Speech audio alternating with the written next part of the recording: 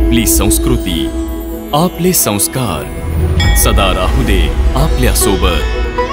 भारताच्या महान ग्रंथांचे आणि काव्यांचे संपूर्ण संकलन. सबस्क्राइब करा तिलक.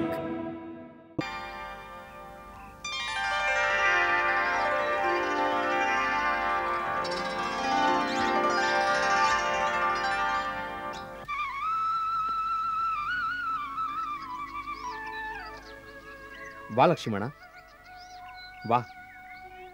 बघितलं सीते, आपल्या धीराच्या लक्ष्मणाच्या कार्यकुशलतेला. विश्वकर्मा मोठी मोठी घर निर्माण करू शकतात, पण राजमहालापेक्षा श्रेष्ठ पर्णकुटी बघता बघता निर्माण करणं फक्त लक्ष्मणाचंच काम आहे. इथे तर विश्वकर्म्यालाही हार मानावी लागेल. आपलं प्रोत्साहनच मला नेहमी प्रेरणा देतं दादा. मी तर तुमचा सेवक आहे. तू माझ्यासाठी काय आहेस हे सांगण्यासाठी शब्द नाही आहेत माझ्याकडे. वनवासात जर तू माझ्याबरोबर नसतास तर मी एकट्याने काय केलं असतं. तुझ्या सेवा आणि सहयोगाने असं भासतच नाही की मी वनवास भोगत आहे. तू माझा भाऊ नाहीस, आज्ञाधारक पुत्राप्रमाणे सेवा करणारा आणि पित्याप्रमाणे प्रतिपालन करणारा पण आहेस. दादा, माझा हा जन्म तुमच्या चरणांशी समर्पित करण्यासाठीच झाला आहे. वहिनी, एकदा नीटपणे निरीक्षण करून सांगा बरं, काही कमी तर राहिली नाही ना? ते तर मी बघतेच आहे भाऊजी. कल्पनेपेक्षाही अधिक सुंदर आहे या पवित्र कुटीचा कोपरा आणि कोपरा. तुम्ही माझं स्वप्न साकार केलं भाऊजी.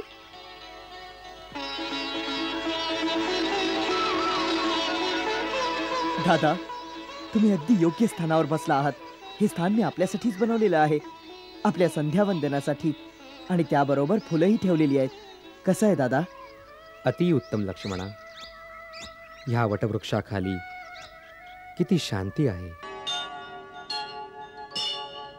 राम, सुग्रीवाशी मित्रता करण्यामध्ये रावणानं पळवून नेलेल्या आपल्या पत्नीची सुटका करण्याचा तुझा स्वार्थ नाही आपल्याला, पण प्राण गमावण्याच्या भीतीनं पर्वताच्या घळीत तोंड लपून पडून राहणारा हा भेकड काय तुझी मदत करणार सांग? यासाठी तू किष्किंधापती बालीकडे आला असतास तर बघितलं असतास की मी आतापर्यंत त्या दुराचार्याला बांधून तुझ्या चरणावर टाकलं असतं. सीतेला त्याने सागराच्या अथांग तळाशी, आकाशात किंवा पाताळात कुठेही लपवलं असेल. मी सीता मातेला तुझ्या स्वाधीन केलं असतं. ज्या प्रकारे क्रूरतेने तू वालीचा वध केलायस, त्या अनितीला तू इतिहासात कधीही न्यायोचित नाही ठरवू शकणार. जो जन्म घेतो तो अवश्य मरतो, म्हणून मला मरणाचं दुःख नाही आहे. माझ्यानंतर सुग्रीवला राज्य मिळेल ते पण चुकीचं नाही आहे.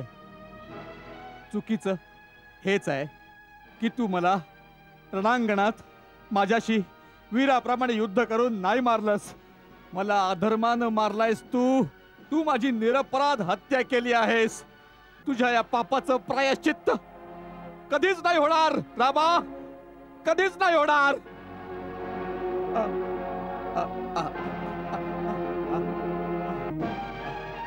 वानरराज, आज मरणोन्मुख अवस्थेत असताना तुझ्या धर्म, सत्कर्म आणि नीतीचा हवाला देत आहेस. आपल्या स्वतःच्या जीवनात त्याच धर्म, सत्कर्म, न्याय आणि नीतीचा विचार तू स्वप्नातही नाही केलास. धर्म, अर्थ, काम आणि लौकिक सदाचार तू स्वतःच नाही जाणत आहेस. गुरूंच्या द्वारे धर्माबद्दल योग्य जाणून घेतल्याशिवायच आज तुम्हाला धर्माविषयी उपदेश करत आहेस.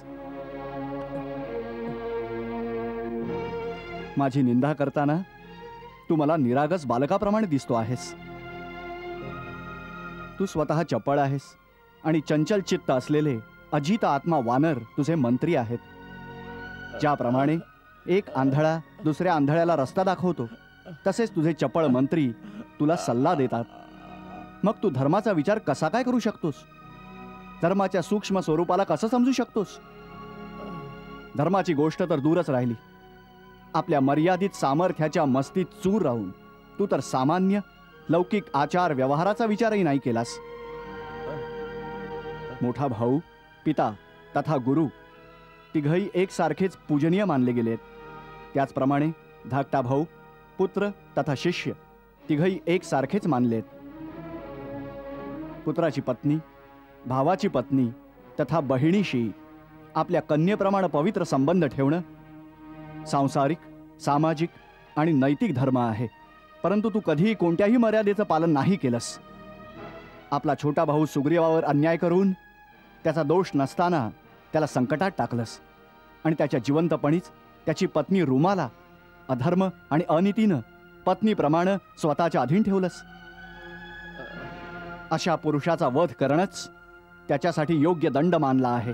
जरी हे माझं पाप होतं तरी शासन करण्याचा अधिकार फक्त राजालाच असतो. तुला काय अधिकार होता न्यायाची जबाबदारी आपल्या हातात घेण्याचा? अहंकारी वानरा, तुला हे माहीत असलं पाहिजे की पर्वत, जंगल आणि न्यायानं युक्त ही सारी पृथ्वी आम्हा शिवाकू वंशाच्या राजांची आहे. यावेळी शिवाकू वंशाचे राजा भरत आहेत.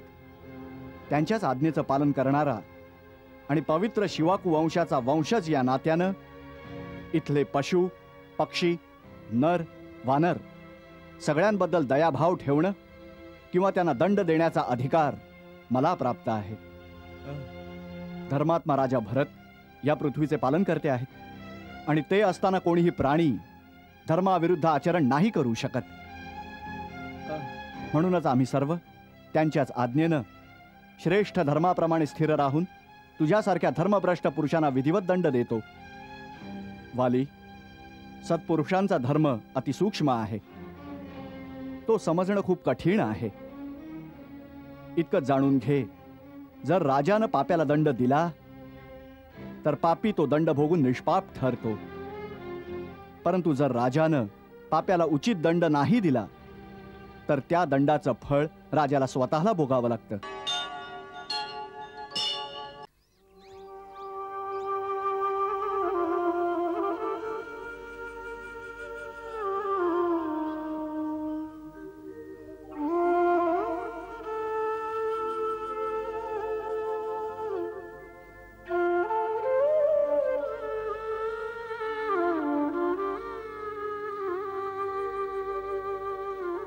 प्रभू,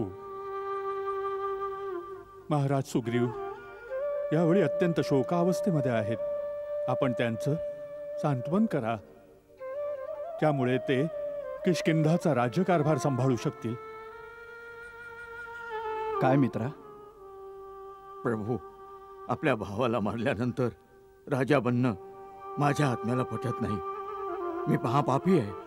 मी राजा बनायला योग्य नाही आहे.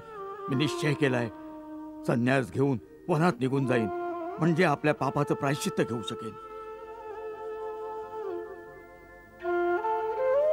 मित्रा, जे तू म्हणत आहेस यावेळी ते योग्यच आहे. ही याच गोष्टीची निशाणी आहे की तुझं मन एका सज्जन माणसाचं मन आहे. जर तू हे म्हणाला नसतास तर आम्हाला वाटलं असतं की क्रोध आणि बदल्याच्या आगीत तुझ्या हृदयातील सगळ्या कोमल भावना होरपळून गेल्या आहेत. तेव्हा आम्हाला तुझं भय वाटलं असतं की सत्ता मिळाल्यावर कदाचित तू काही अमानुष कामही करशील. परंतु आता आम्हाला विश्वास वाटतो आहे की बदल्याची जी आग तुझ्या मनात इतके वर्ष धगधगत होती ती भावाच्या मृत्यूबरोबरच शांत झाली आहे आणि तुझ्या हृदयातील कोमल भावना परत जागृत झाल्या आहेत. जसं धरतीमध्ये लपलेली सुंदर फुलांची बीज जर ग्रीष्म ऋतूमध्ये जळून नाही गेली तर वर्षा ऋतू येताच त्याच जळलेल्या धरतीमधून सुंदर सुंदर फुलांचे अंकुर फुलून येतात, त्याचप्रमाणे तुझ्या सद्भावना बाहेर पडल्या आहेत. ही खूप सुंदर गोष्ट आहे. दुसरी गोष्ट आहे वैराग्याची. तर मित्रा, यावेळी तू ज्या अवस्थेत आहेस त्याला स्मशान वैराग्य म्हणतात. जेव्हा कधी कोणाच्या जवळचा आप्तेष्ट मृत्यू पावतो त्यावेळी सर्वांमध्येच ही वैराग्य भावना निर्माण होते, पण ती काही काळच राहते आणि थोड्याच दिवसात माणूस त्याच मोहात अडकून जातो. म्हणूनच बुद्धिवान याच अल्पवैराग्यामुळं आपल्या कर्तव्यांकडे कानाडोळा नाही करत. यावेळी या विशाल वानर साम्राज्याला सांभाळणं तुझं कर्तव्य आहे. पराक्रमी वाली हा राज्य कारभार तुला सोपवून गेलाय, म्हणूनच आपल्या भावाची आज्ञा समजून हे राज्य तुला सांभाळायला हवं. प्रभू, ज्याला संन्यास घ्यायचा आहे त्याला आपण राजा बनायला सांगतात. संन्याशापेक्षा अधिक चांगला राजा कोण असेल? सुग्रीव, तू असं समज, तोच आदर्श राजा आहे जो मनानं संन्यासी आहे. ज्याला सिंहासन सत्तेचा लोभ नसेल तोच खरा न्याय करू शकेल. ज्याला स्वतःचा विलास आणि काम यात आसक्ती नसेल तोच एखाद्या तपस्व्याप्रमाणे दिवस रात्र लोकसेवेच्या कार्यात मग्न राहील. संन्याशाप्रमाणे ज्याचा ना कोणी आपला असेल ना परका असेल तोच मोह माया झटकून टाकून ईश्वराप्रमाणे आपल्या सर्व प्रजेशी एकसमान व्यवहार करेल. म्हणूनच राजाला ईश्वर पण मानला आहे.